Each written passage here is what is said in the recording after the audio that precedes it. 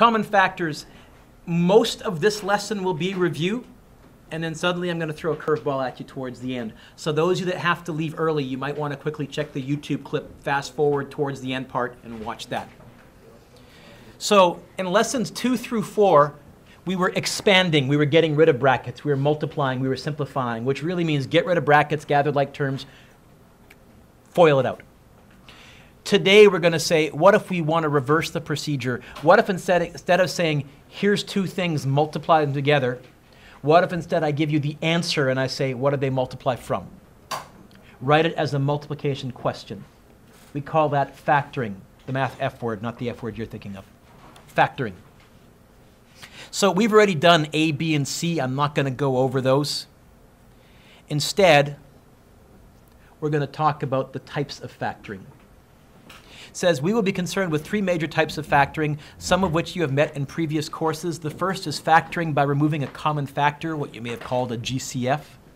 I'm going to be talking about that today, but for what it's worth, if you were to factor this with a GCF, you would factor out a 2x, and you would have an x plus 5 left in the brackets.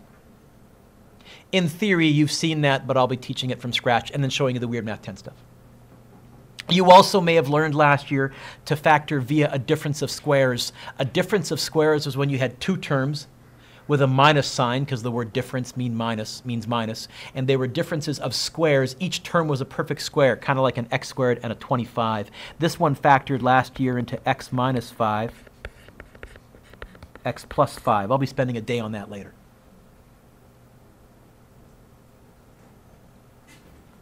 And then you spent some time last year factoring trinomials. What's a trinomial? How many terms?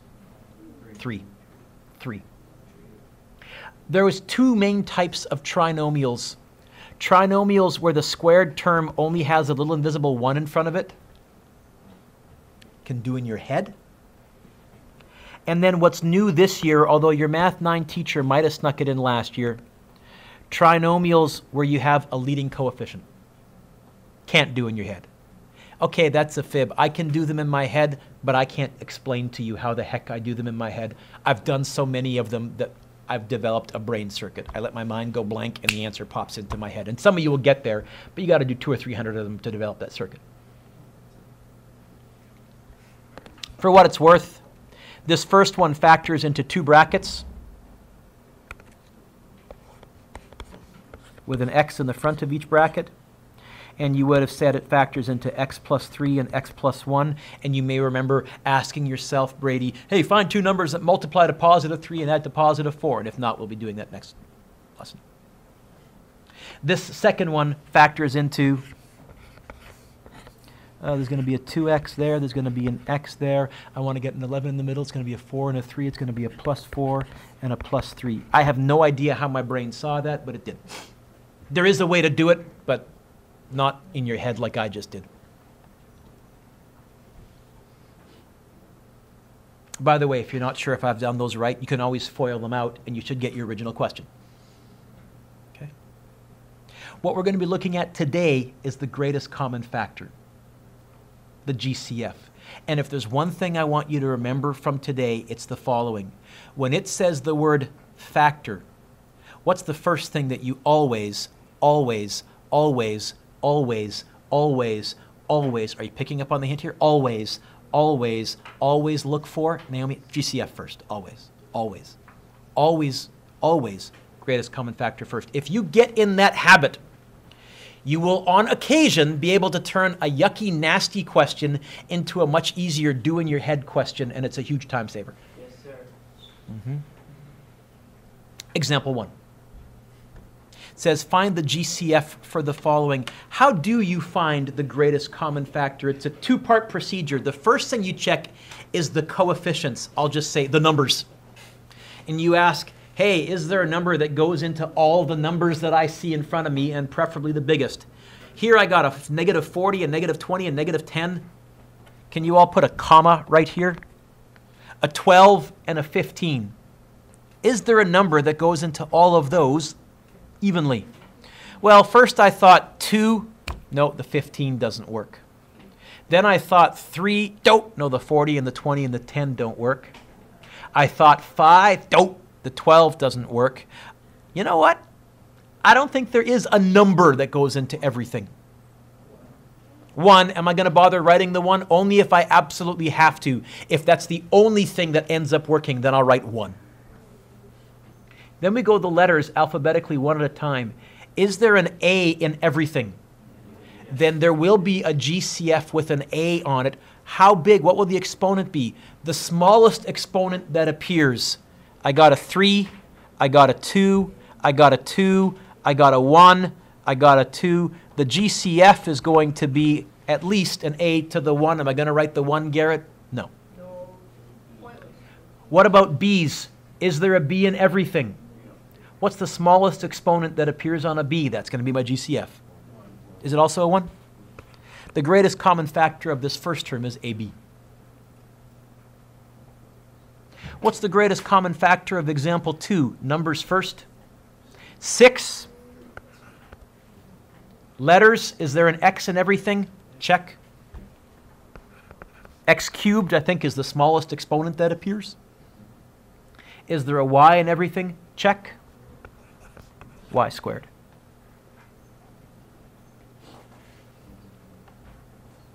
Example 3.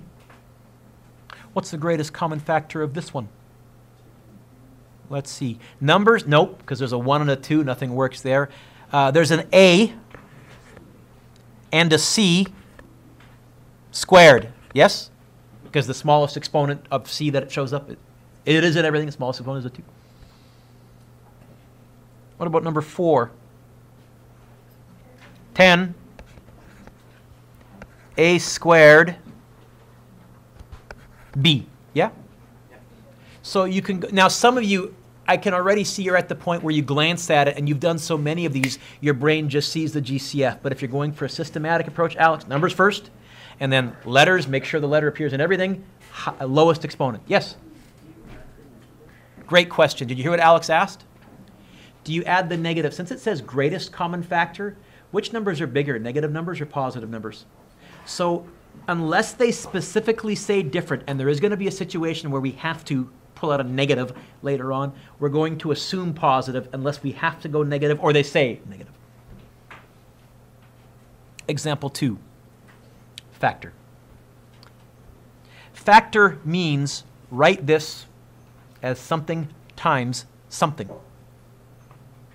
And what's the first thing when it says factor that I always GCF? So let's look at A. Is there one? Yes. What? A 2 and an X. Bracket. Then what you're doing is you're kind of filling in the blanks. Now technically, Jessica, what you're really doing is going 6x squared divided by 2x, but that's actually fairly tough. I think what most people do is they say, Jessica, what number is right here? Is Jessica? No, yeah, Jessica. What number is right here? Read it to me. 2. What number is right there? 6. What would I multiply a 2 by to get a 6? 3. That's what most people kind of fill in the blanks. They don't actually do the division. They do reverse multiplication. They say, I need a 3 there.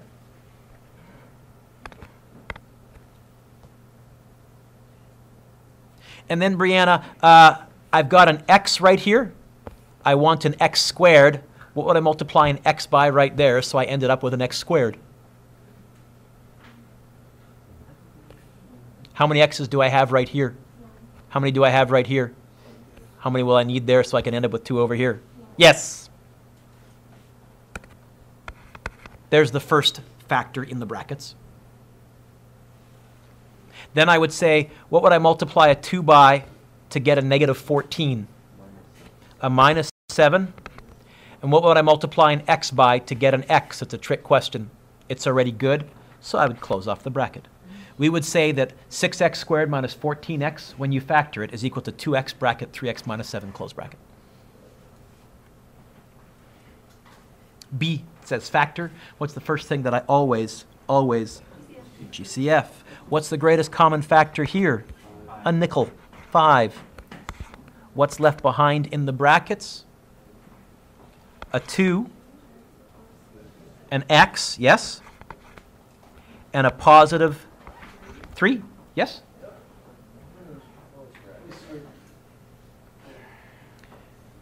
8C has a typo. It's actually 2 questions, and I accidentally, yeah, go ahead. I accidentally deleted it. Can you do me a favor? Scribble, scribble, scribble, scribble, scribble, scribble, scribble, scribble. Meanwhile, shush, focus. Guys, focus. Scribble out the first 2 terms. Otherwise, there is no GCF. We're going to factor the last 3 terms. Alex, could you shut the door? We'll teach UN manners other time.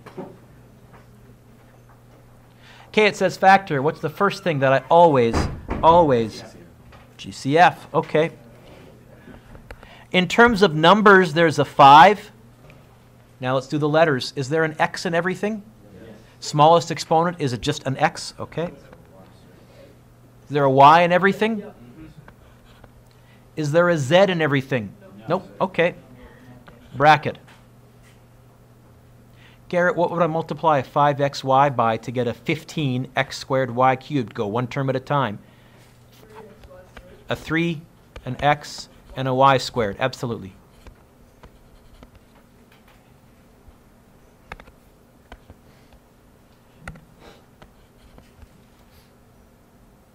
Jack, what would I multiply 5xy by to get a negative 25xy? Negative 5.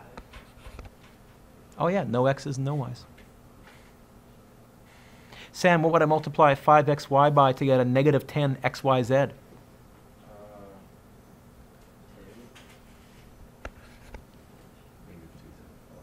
Negative or positive, and how do you know? It's got to be a negative, and that reminds me to put a minus sign there.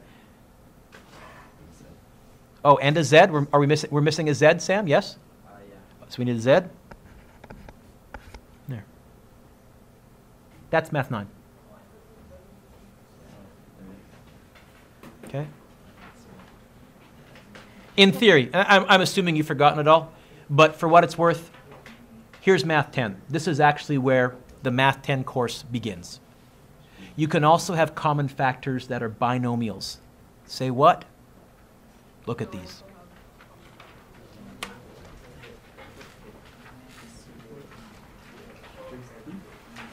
Okay.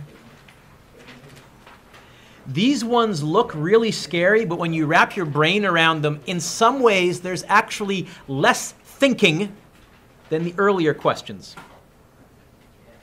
In some ways. Curtis, can you do me a favor? Can you read A to me? But I'd like you to read it like this. I'd like you to say open bracket when there's an open bracket and close bracket when there's a closed bracket. There's a reason. So can you read it to me, please? Open bracket x plus 7, close bracket, open bracket, 4x, close bracket. Keep going. Away. Yep. Keep going. Open bracket x plus 7, close bracket, open bracket, 3, close bracket. Did you notice when he read it out loud, or if you read it to yourself in your mind, he said the same thing twice?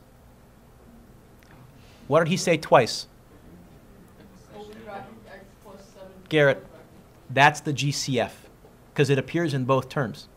Now, it's a weird-looking GCF, because usually you're used to looking for just one letter that appears in everything.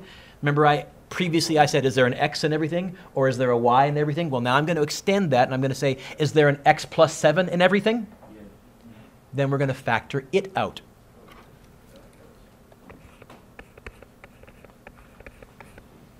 And then we're going to put a bracket.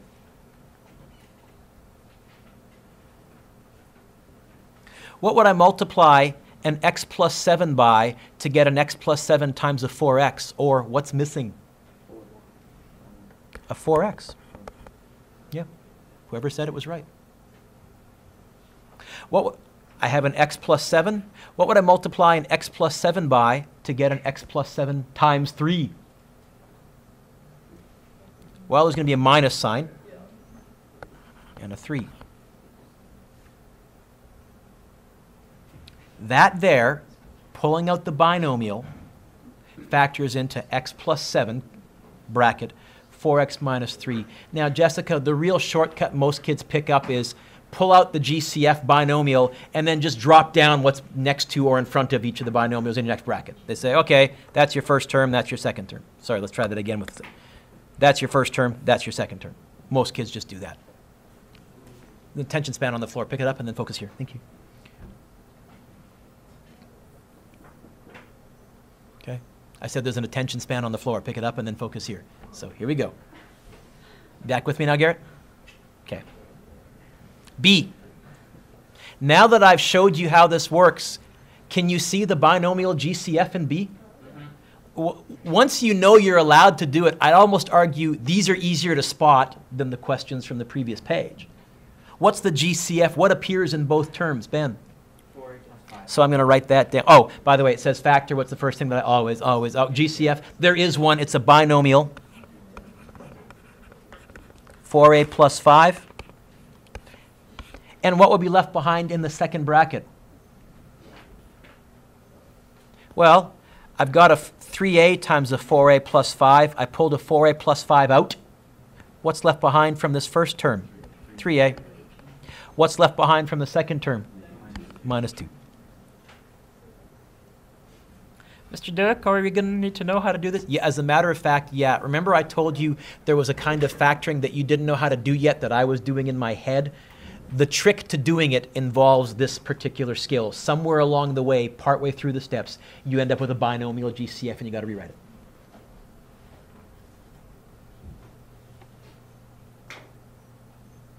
C. Factor. What's the first thing that we always, GCF? Marcus, is there one? In C? Let's see. Is there something that, what? Yep, a minus 6. Let's write it down.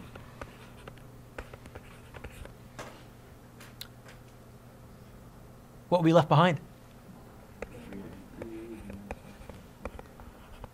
Okay. And we're wrong. Write this down. Sorry, you know what? We're not finished yet. Can anybody see why this one is different from A and B? Why we're not finished yet? Ben? Okay, we need to get in the habit in grade 10 now of always looking at the brackets. And I guess I would say this. What's the first thing that you always? Yeah. What's the last thing that you always? GCF. Okay, it's full circle. There is a 3 hidden in here as a GCF. So I'm going to drop the a minus 6 down like a domino. And in that second bracket, Amy, I can factor out a 3, and what will be left behind in this second bracket? A minus 3. Now, the only thing I'm going to do is I'm going to say they would never write a minus 6, 3, a minus 3. They would always put the 3 in front like a coefficient. They would write it like this. And that looks less intimidating, so why don't we write it that way too? Okay. How many of you did binomial GCFs last year in Math 9? A couple of you. So it's Math 10. Okay. A little weird at first, but actually when you don't get scared by it, I'd almost argue, Simi, it's actually kind of, certainly A and B are almost easier. You can kind of see the answer right away. Yeah, I hope. Next page. This is also Math 10. Factoring by grouping, not groping, Tyler, grouping. When do you use this? You ready? It says factor. What's the first thing that you always, GCF? You know what the second thing you do is? And you don't maybe not have been taught this.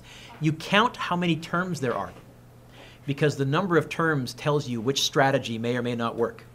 Now, they never officially teach that, and it drives me crazy. If I was writing a textbook, I would include that and say, look, count how many terms there are, because if there's 2 terms, there's only one thing you guys know how to do. If that doesn't work, it doesn't factor. If there's 3 terms, there's only 2 things you guys know how to do. If there's 4 terms, like these ones, you're going to do something called factoring by grouping. And here's how it works. Take a look at example 1. Is there a GCF? Is there an X in everything? Not in the last term. Is there a 3 in everything? No. Not in the first term. So is there a GCF?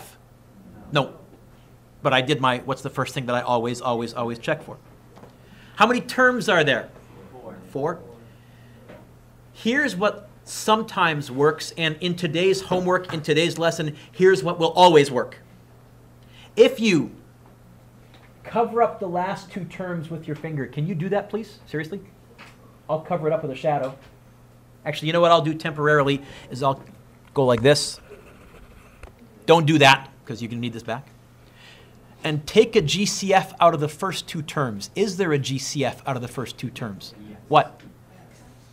Let's do that. X, and what would be left behind?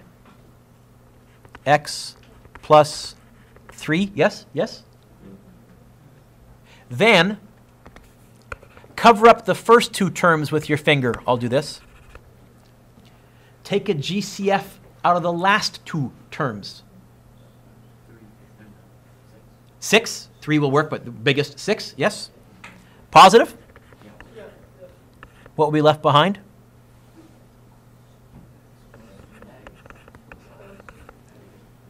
You know you've done it right if both brackets are the... By the way, take a look at this. Isn't this now, hasn't this turned into this question right here? A binomial, a term, an identical binomial, and a term. What we've done is we've turned factoring by grouping 4 terms into the binomial common factor. Which means, how does this factor? What's the GCF now? What appears in both terms? X plus 3. And what will be left behind in the second bracket? X plus 6. Up until now, you had no way to factor 4 terms into 2 brackets. By the way, it doesn't work anytime there's 4 terms. I've made these examples up specifically so that they will work. What's your built-in error check, Naomi? You'll know it will work if both brackets are the same. So there's a nice little built-in error check along the way. I kind of like that. Let's try example 2. GCF? Not an X and everything, not a 2 or a 4 or a 3 and everything. No. How many terms? 4. Let's try factoring by grouping, not groping, Tyler, grouping. Okay? This time I'm not going to scribble out the last 2 terms. I'm going to cover them up on my piece of paper in front of me. You can use your imagination or cover them up. I'm going to pull a GCF out of the first 2 terms. By the way, it's called factoring by grouping along because you're grouping them in groups of 2. GCF out of the first 2, 2x, yeah? And that would leave me with 4x minus 1. GCF out of the last 2? Positive? And that would leave me with 4x minus 1. Have I done this one right? How can I tell, Megan? I kind of like, it's an easy check, right? Some error checks are really a pain. This one, it happens naturally along the way. Megan, can you give me the final answer? Yep. Yep. Or you could write the 2x plus 3 first and then the 4x minus 1. What order you write the brackets doesn't matter. I usually do the common factor first and then drop the other stuff down. Weird ones. Number 3. GCF? No. How many terms? 4. Let's try grouping, not groping, Tyler. Grouping. It's always a basketball player, sorry, and in this class it's just you. Talk to Mitsu sometime about, or Elijah about height jokes. Oh no, I got, but you know what? You're screened by this tape, so I keep forgetting that you're there. Once we do our shuffle, then I'll be all over you too. All right, GCF, Anthony, from the first 2 terms. I agree.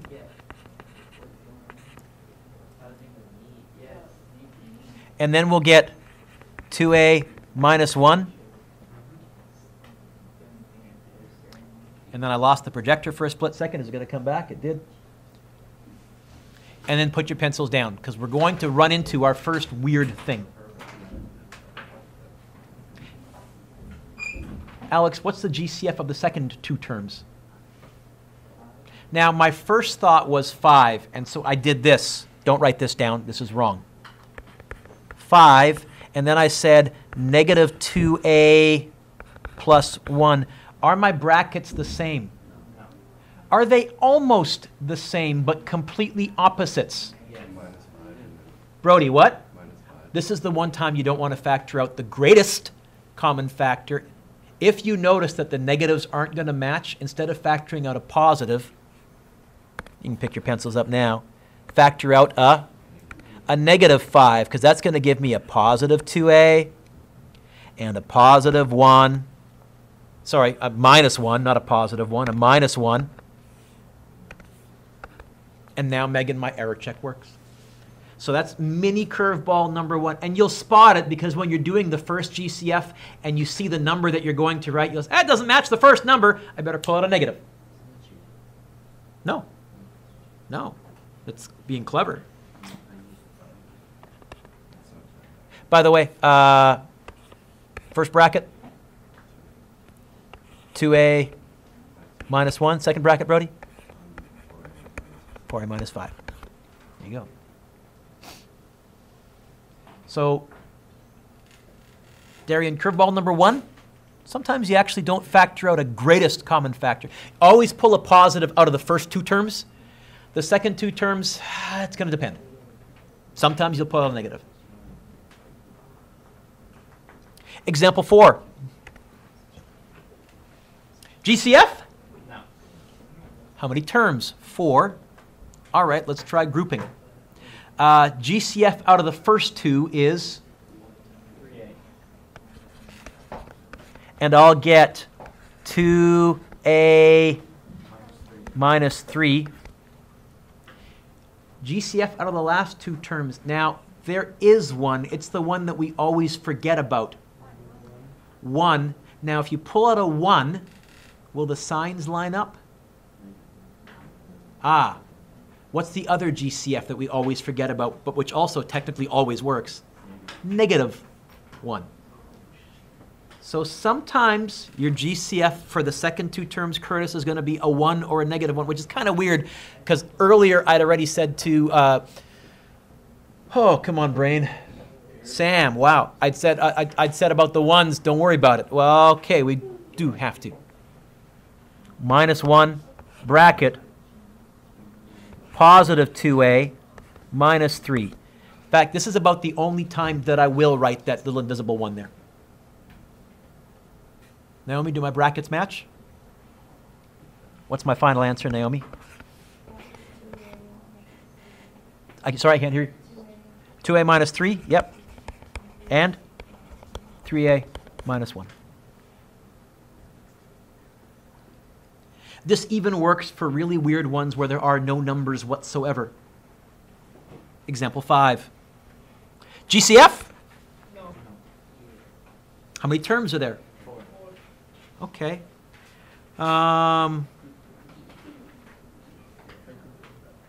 GCF from the first 2, a letter P? What will be left behind? A G plus an R? GCF from the last 2, at first I thought S.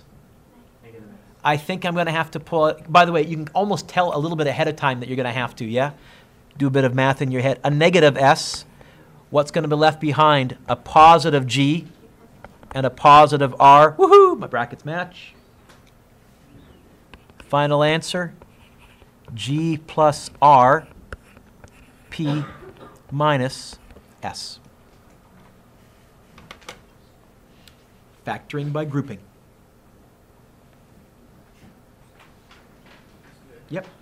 Is it mere coincidence that for numbers 3, 5, that the symbol in the middle is a minus? I just did that so that I could force you to have to factor out a negative. Often if the center symbol is a minus, you'll have to factor out a negative. Not every single time, but usually. All right. Okay.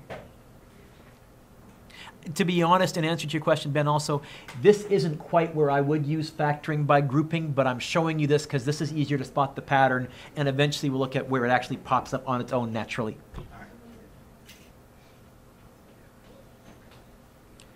All right. Did I attach this to your Yes, you did. view number 6? Let me see. Just hang on 1 second. So if you open to page 155, I think you can get enough practice with this many. I think if you do 15B, factor those using the GCF. And I think number 16, factor that. There is no factoring by grouping in the homework. That's actually something we're going to be using in a couple of days, but I figured I'd sneak it in right now. And if you finish it, you can hand it in right now if you wish. I also have for you a you know what? I'll give you the take-home quiz on Friday. Never mind. Have another take-home quiz. You should finish this in class pretty easily.